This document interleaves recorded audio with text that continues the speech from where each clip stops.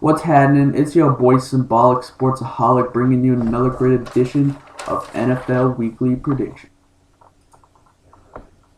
Alright, yes, we're starting the week 6 off right with my Pittsburgh Steelers flying south to take on the Tennessee Titans. I like the Steelers winning this one. There's no weaker team at this juncture statistically. The Steelers looked a lot better with Mendenhall, Harrison, and Polamalu back in the lineup. And not to mention Big Ben has 8 TDs and 1 pick, so he has the best interception touchdown ratio in the league right now. He's playing well, better than I've seen in a while. And Tennessee continues to struggle running the ball. Their second-string quarterback, Matt Hasselbeck's in. Titans D is not that good, but the Titans truly have talent. I just haven't seen it thus far in their games. I'm taking the Steelers. Next, we have the Raiders flying down south to take on the Falcons. An undefeated Falcon squad, I might add. The Raiders had a bye week, but are struggling so far. Their new young coach has a tough task to turn this team around, but I don't see them having enough here against the Falcons at home. The Falcons have what I consider the best QB so far in Matt Ryan. They have talent on both sides of the ball. I must admit feeling nervous after their close game to Washington, but what better team to play on a rebound than the Oakland Raiders? I just don't think the Raiders will have enough. They're a good team. Well, they're good for a sub-500 team, but I'm taking the Falcons. Alright, next we have the Cowboys taking on the Ravens. God, Tony Romo was terrible against the Bears. Just horrendous. The Cowboys are beyond overrated. This team has all the talent in the world, but are lacking leadership and a cautious quarterback. And the Ravens got a lucky break last week versus the Chiefs. But let me tell you, as a Steelers fan, the Ravens are a tough team to play at home. Flacco and Rice will pummel Dallas. The Ravens are a proven power squad, and the Cowboys have been irrelevant for a few years now. Jerry Jones needs to turn that franchise around. He has a lot of money to do it, but I don't know. I'm taking the Ravens.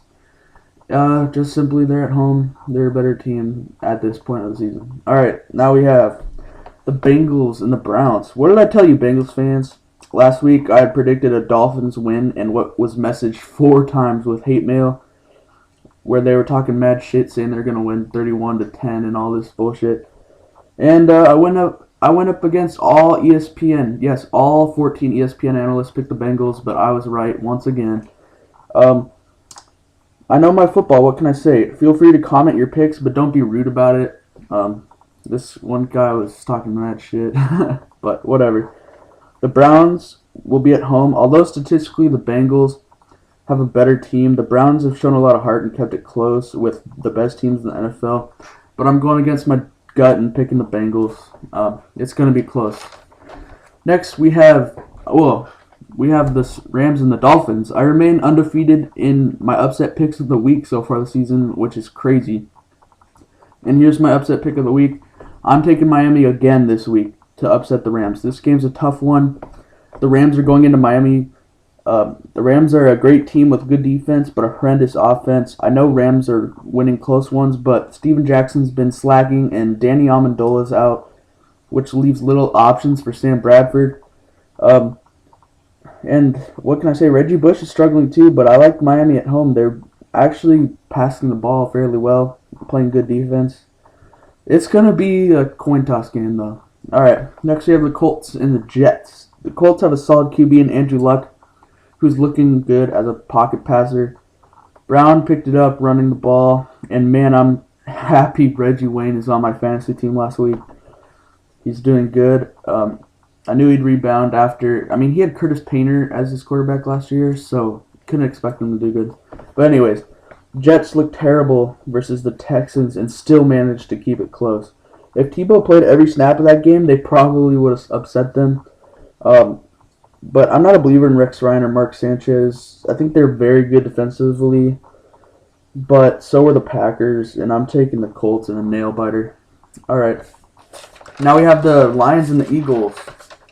The Eagles are at home for a change.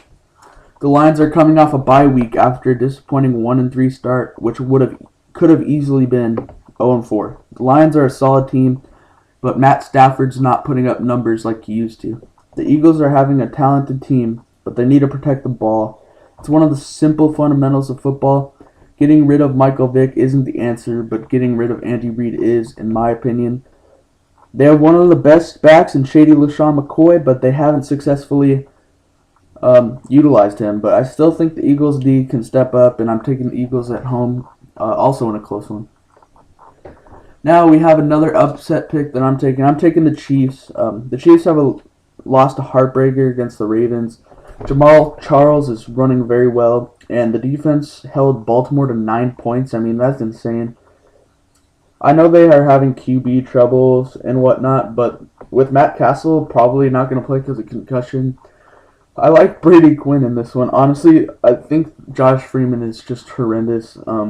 It's awful, but the Bucs are coming off a bye week, and I'm not impressed by them yet. They have no superstars really other than Vincent Jackson that can come up in clutch moments, but Josh Freeman and Tampa Bay D isn't playing well. I know they're at home, but I'm still taking the Chiefs. Now, next we have a tough one. Buffalo coming off a terrible loss to the 49ers. They actually kept it close in the first half. Ryan Fitzpatrick has already thrown 8 picks on the year. And the Bills' run game wasn't working last week. I mean, they were playing the Niners. I expect them to bounce back in the run game, but their defense is one of the worst in the league. The Cardinals are solid defensively, but have no run game, and their offensive line is the worst I've seen. I've seen college teams better offensive line than the Cardinals last week in their horrid attempt to beat the Rams. Oh my god, that was crazy, but I like Arizona defense, and I think the receivers can open this game up. Larry Fitzgerald's close to the 10,000-yard mark. I'm taking the Cardinals at home, but that game can go either way. Next, we have the number 1 offense versus the number 1 defense in the league. The Patriots made a good Denver team look like show ponies and proved them wrong. The Pats are going to be too much for Seattle to handle, unfortunately. The Patriots are healthy and running on all cylinders. The Seahawks have done so well defensively, but offensively they don't stand enough. They don't score enough points. If New England puts up 21, it's likely over. I love the Seahawks, but the Pats are hotter. I'm taking the Patriots. Seahawks, Russell Wilson just can't put up points on the board. But yeah, we'll see what happens. Okay, this is my game of the week here.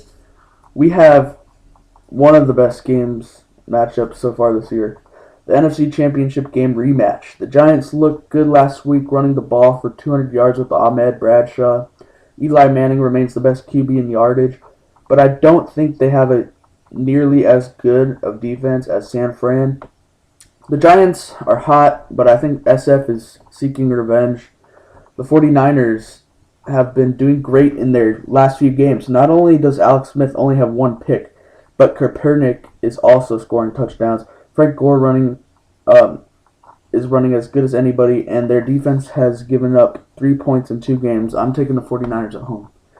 Next, we have the Vikings and the Redskins. The Vikings are red hot and playing as good as anybody. The Vikings have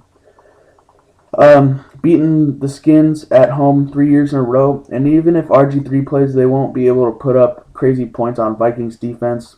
The Vikings will advance to 5-1 and extend their lead on the NFC North. I'm taking the Vikings. Percy Harvin is just playing amazing. Adrian Peterson's doing all right. Christian Ponder is doing all right.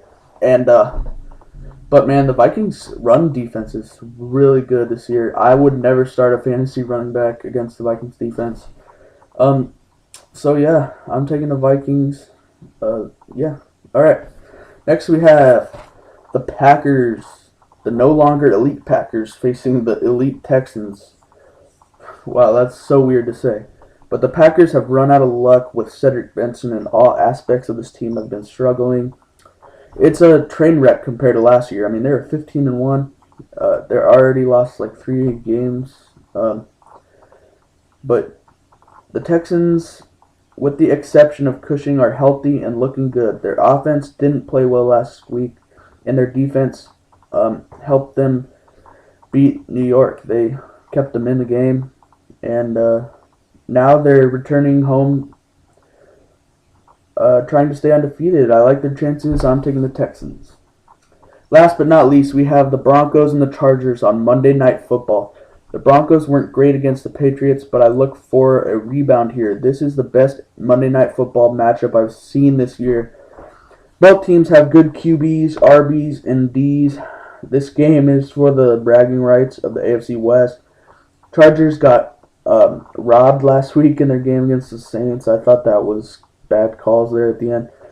But I like Denver's chances here. It'll be a tough one, but I'm taking the Broncos. Yeah, all right. The Chargers, what can I say? They had an upsetting loss against the Saints. But I look for Phillip Rivers and Peyton Manning to have a shootout. All right, keep it 100, Woodies. You heard me.